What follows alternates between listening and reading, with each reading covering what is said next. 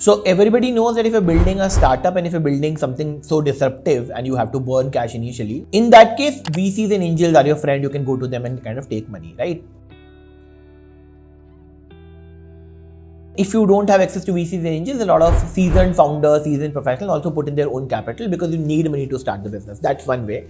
But there are three other things that I've seen happening in the ecosystem. One is a lot of founders run parallel services business. The one simple way or one simple approach I've seen founders taking is they do some services, do some consulting on the side, and then use that money to build the product.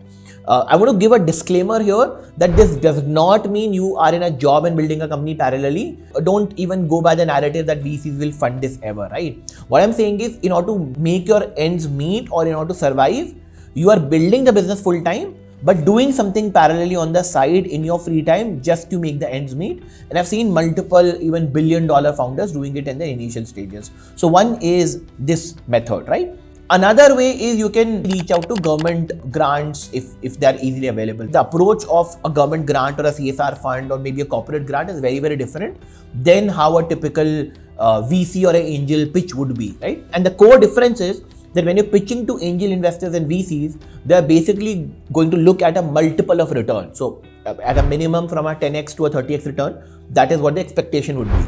But if you talk about grants, the expectation is absolutely different. They're basically looking either for an outcome or an impact. So you can take some grants in the initial years to at least make your end meets and survive during that initial turbulent phase while you are building a disruptive product or a new innovative idea, innovative product. And the third is, which is not a very, I would say, founder-friendly advice, but if nothing is working out for you, try to get acquired. Especially for the companies who have raised some sort of funding. If you're not able to find recurring or paying customers, or if you're not able to build a scalable business, but your product is still decent enough, right? By which I mean that product had users, but you have not been able to monetize those users at a larger scale, or that monetization is not able to give you enough revenues to make you profitable.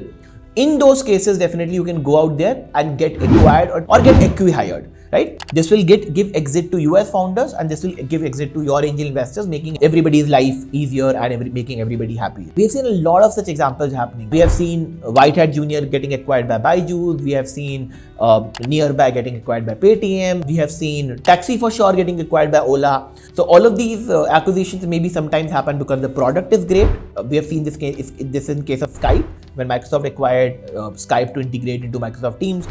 This can happen because the technology is superior. This can happen because they want to acquire the team. But most importantly, a lot of times this also happens because the core product clearly has either a horizontal integration or a vertical integration into their ecosystem.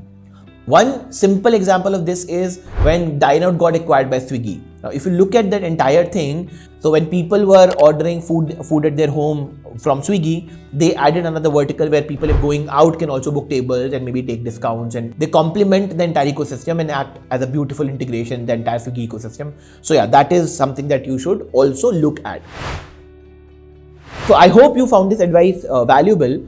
In fact, I would also quickly add on to saying that in my previous video, I spoke about how can you build a business starting from a niche and then taking it to a T-shape, which means adding more horizontal products into your ecosystem. That video might also add as a supplement for you. So go and watch that as well. So if you found this advice valuable and if you still have more questions, please leave them in the comment section down below and I'll definitely make a video on them as well.